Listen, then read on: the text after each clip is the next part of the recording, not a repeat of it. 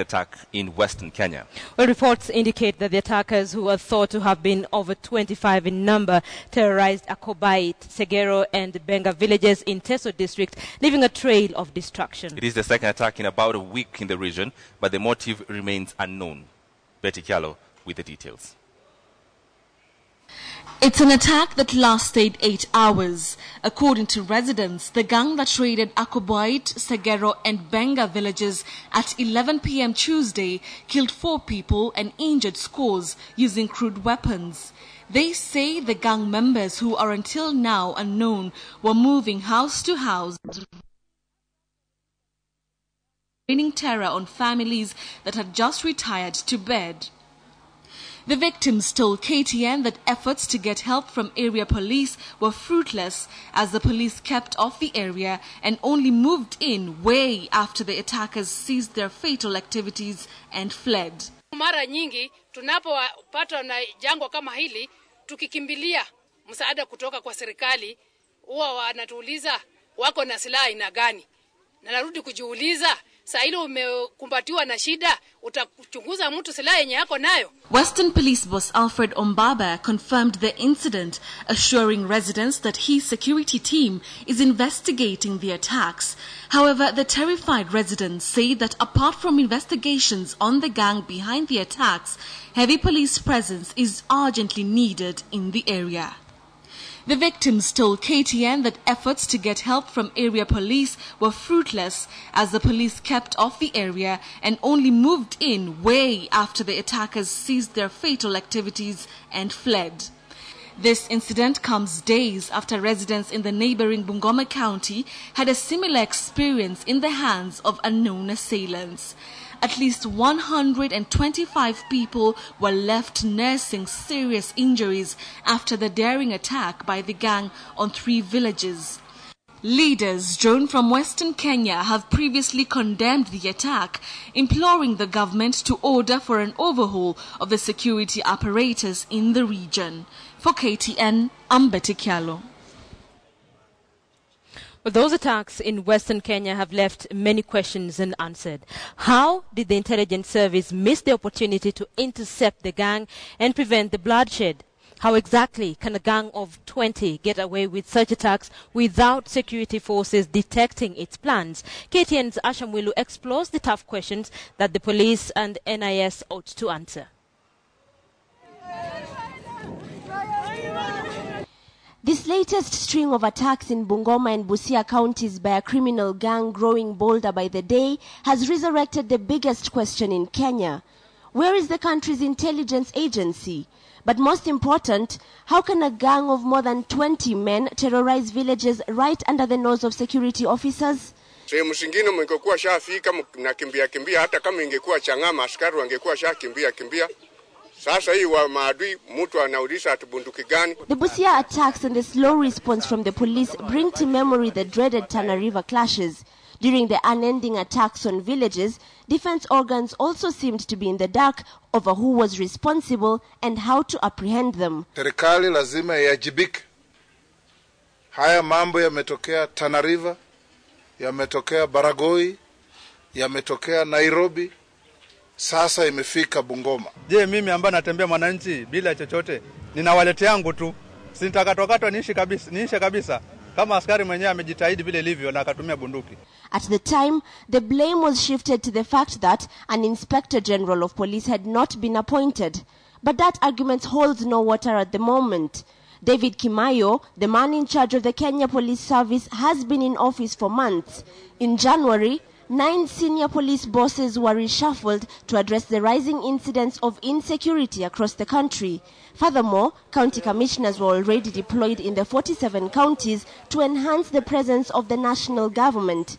These commissioners, however, have only hit the headlines for wrangling with the county governors. So how is it that a wandering gang can attack villages in a span of 1 week, kill dozens of innocent Kenyans and injure hundreds others without intelligence and security forces being in the loop?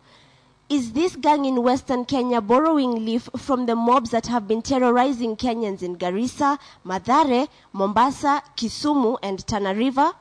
While such questions have gone unanswered for months now, Kenyans' hopes are now pegged on President Uhuru Kenyatta's government.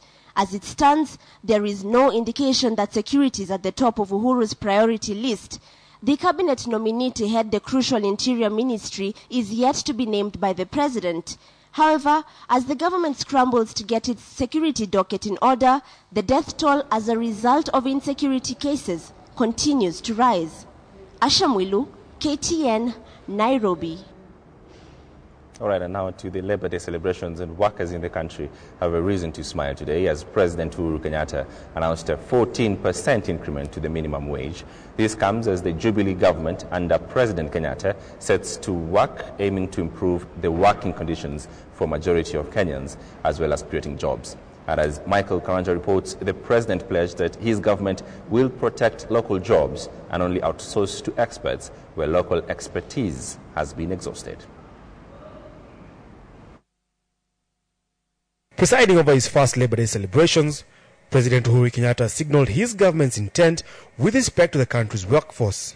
The president ordered that the minimum wage for workers be increased by 14% with immediate effect. This is a significant rise compared to the 5% that was awarded last year under the tenure of Mwai Kibaki. Taking into account the needs of our lowest paid workers and cost of living, while ensuring a conducive environment for investment and job creation, my government has awarded a salary increment of 14% on the minimum wages for an unskilled farm laborer who previously earned 3,756 shillings. He or she will now earn 527 shillings more, pushing the pay up to 4,283 shillings. Security guard salaries will go up by 1,184 shillings to 9,647 shillings, while pump attendant salaries will be up by 1,374 shillings to 11,189 shillings. Truck drivers will get a 2,396 shilling increment, while foremen will see their basic pay go up by 950 shillings. The president and his deputy reiterated that increased salaries would, however, do little if the government was not able to address the high cost of living. We are committed to ensuring that the poor are cushioned and that all Kenyans live in dignity and are facilitated to exploit their capabilities for social and economic development. Dawa ya kushusha gharama ya maisha katika taifa letu, kwanza kabisa ni kuzalisha chakula ya kutosha ili kuwawezesha wananchi wa Kenya wapate vyakula kwa bei nafuu. The Federation of Kenyan Employers was, however, opposed to the annual increase to the minimum wage, saying this was making the country unattractive to potential investors and employers alike. FKE urged the government to move its speed to bring down its wage bill that currently stands at 458 billion shillings. In his first public address to Kenyan workers, President Uhuru Kenyatta pledged a 14% increment in the minimum wage. Now, this puts him on a collision course with the Federation of Kenyan Employers, who have been agitating for a review of the annual wage increments. Reporting from Uhuru Park, I'm Michael Karanja. Let's tell you that story. The 48th Labor Day celebrations provided the first national event for President Uhuru Kenyatta to preside over. The president, who announced a 14% minimum wage increase, also revealed a raft of measures he says are aimed at making life better for the Kenyan worker. But with unresolved labor issues in different sectors, the honeymoon may soon be over for the president, who is yet to nominate his labor cabinet secretary. KTN's Rita Tinina reports. It was President Uhuru Kenyatta's first national event. The president, his deputy, several cabinet secretary nominees, politicians and envoys were among those who joined the call to leadership and workers at Uhuru Park to mark Labor Day. From singing along to the famous Workers' Union anthem, it was clear that the two leaders were out to seek a new kind of engagement with workers. While we talk about wages and salaries, government should engage by way of ensuring that we lower the cost of living.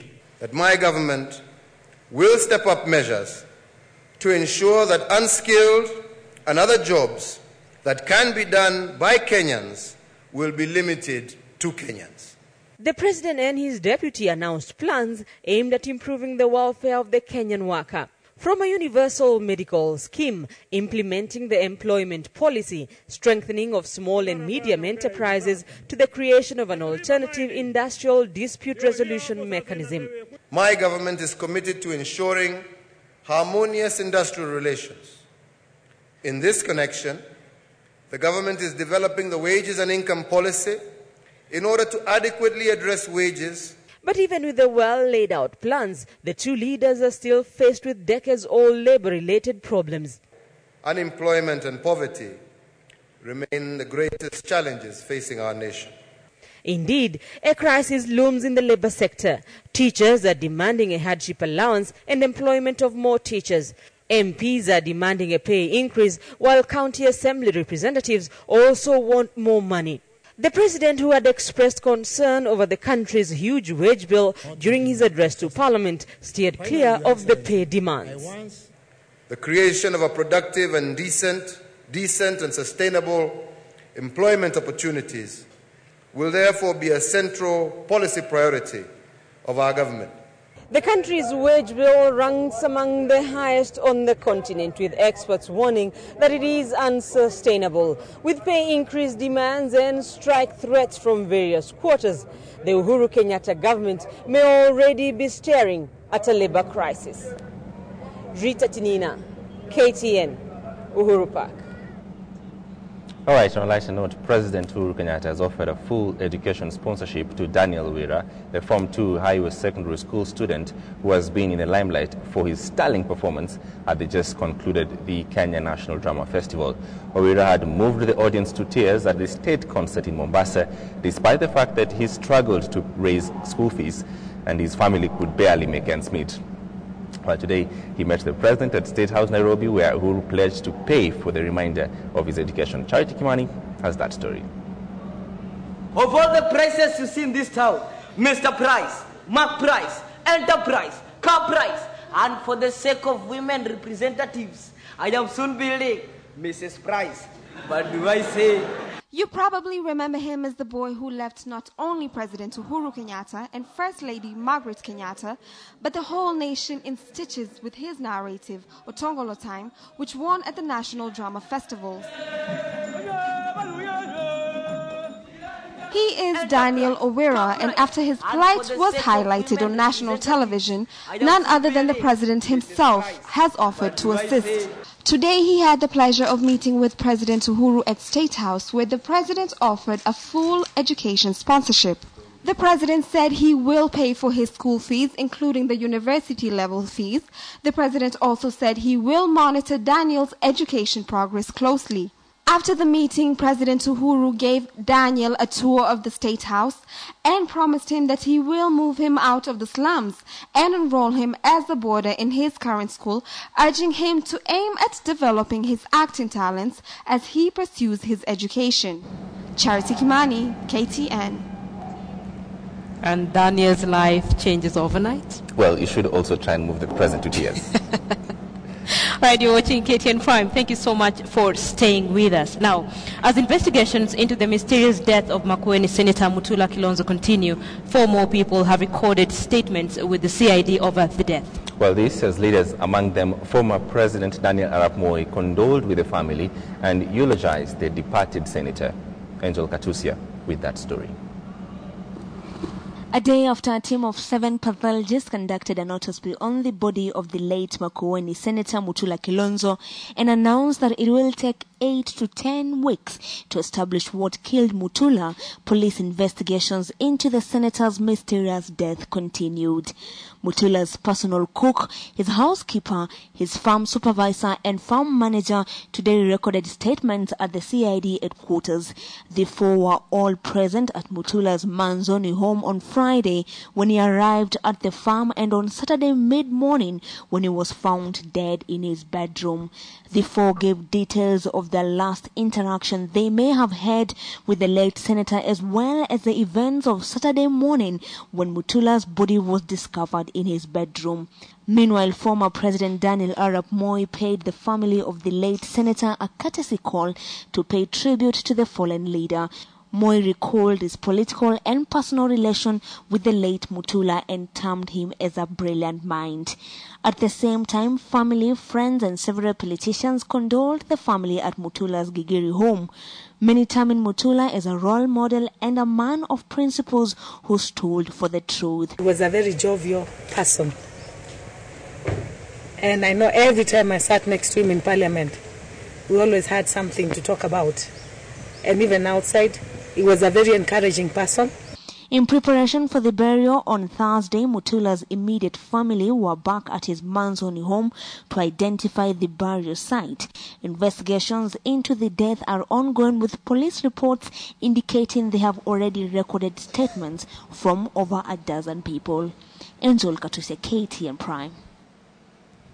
Still on Mutula Kilonzo's death and following the autopsy yesterday, it is now official that Kenyans will have to wait for over 2 months to find out what caused the death of the late Makueni senator. Well, several theories have been put forward, but as one pathologist explained to KTN, even with 7 pathologists on the case, it may not be easy to determine the cause of death, as many imagine. Wilkis Tanyabwa reports. After hours behind locked doors, the team of pathologists conducting the post-mortem examination on the late Makueni Senator Mutula Kilonzo emerged with this message for Kenyans. All of us agreed with the findings, and there was no disagreement at all. We have to be patient, wait for the results, and we have to take some samples, which might take about 8 to 10 weeks. So I beg your patience for us to conclude this exercise. But what exactly does the word agreement mean in this case? And if they were indeed in agreement, why would the team require 8 to 10 weeks to table their findings? These questions leading the country right back to the autopsy and raising questions as to what the pathologist would have been searching for during the exam. Once upon a time, Dr. Geoffrey Zambezi Mutuma would have been one of the pathologists called in to shed light on the matter. He served as a government pathologist between 1997 and 1998 and was once consulted by Mutula. The circumstances leading to one's death provide the starting point for any autopsy. It has been reported that the late Mutula Kilonzo was found lying on his bed with foam in his mouth and traces of vomit near the sink on Saturday morning. The previous night he reportedly had githeri and roast meat for supper. But in most cases, people vomiting before death is normally associated with something you have taken. Most of the vomiting, we associate them with poisoning because actually it is irritation of the gut. Several causes of sudden death have been brought up, among them a heart attack or a pre-existing condition, and the idea of foul play still lingers, given that Mutula Kilonzo reported that threats had been made against him. This would provide vital clues as to which body organs the pathologists would have examined. If there's something in the brain, if there was something in the lungs, if there's something in the heart, we expect to know during the postmortem.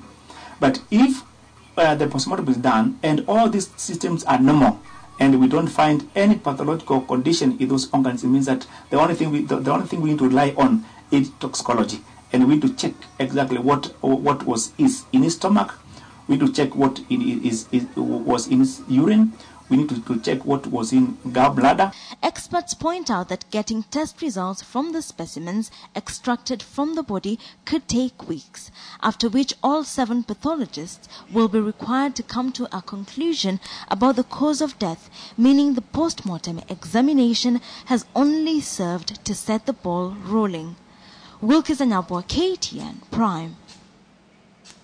Let's now take you to the coast and look at a very interesting story. A domestic cat in Mombasa is facing the prospect of a cruel death after getting its head trapped in a jerrycan. Residents are unwilling to release the cat on suspicion that it might be a demon. Our senior coast reporter Ferdinand Omonde is on the trail of this bizarre story from Loma village in Kiembeni, Mombasa. Excitement at the home of Ramadan Getza in Loma, Kiembeni, Mombasa. And this is the cause. A kitten somehow strayed into this compound and got its head trapped in this jerrycan. And everyone appears to think it is not just a sticky situation. Paka ameingiza kichwa chake katika mtungi Kwangu mimi imekuwa kama maajabu kwa sababu kutoka nizaliwe sijayaona mambo haya. Ngetsa claims that he even consulted his neighbors to find out whether this was normal or not. Lakini kapata kila mtu anaona hali mambo ni ya maajabu. 4 days later, the poor cat is still struggling to release itself from this self-imposed trap, but it can only roll over from one end to another in vain, the heavy breathing revealing signs of exhaustion. The main man is too afraid to set it free. Kwa sababu yale alionipata ni makubwa na sitaki anipate mengine, na ndio maana naogopa. Siwezi kumkata ule paka.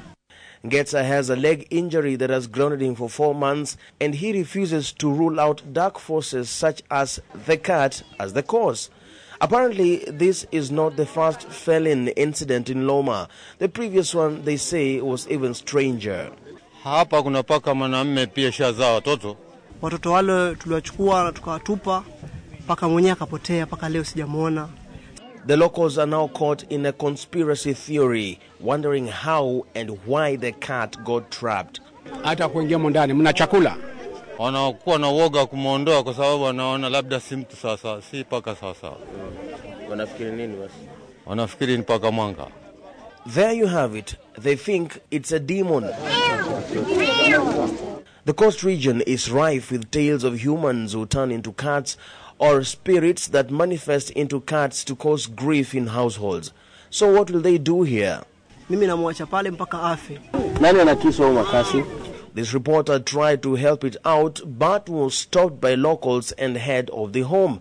Apparently the matter is now in the hands of the provincial administration. Assistant Chief Machache alikuwa hapa asubuhi na akaniambia huyu mnyama asiuawe mpaka wapigiwe simu wale ili waje wamchukue ama waamue vile watakavyoamua. Ndio maana nikazuia watu mpaka sasa ule paka hajauawa.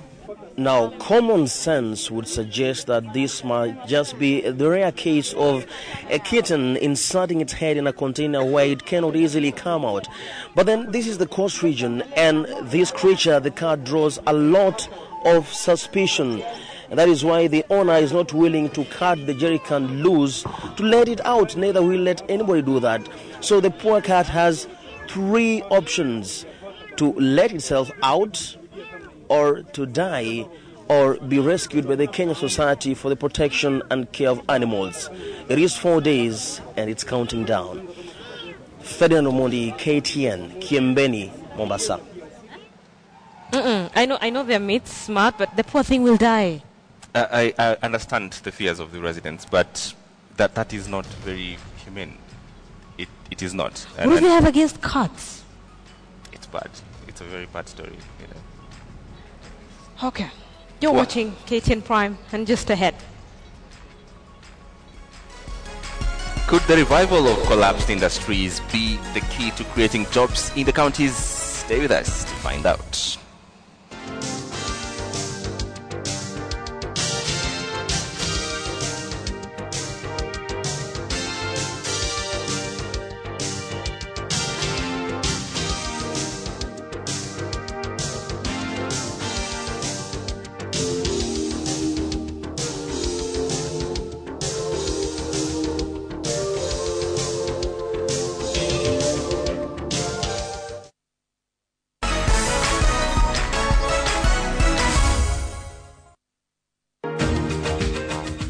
Faulu na akiba. One penny may seem to you a very insignificant thing, but it's the small seed from which fortune springs. Akiba ni hekima. Pesa zetu ziko poa tena sana, na ina make interest get 12%. 12%. Open a Faulu Finder fixed deposit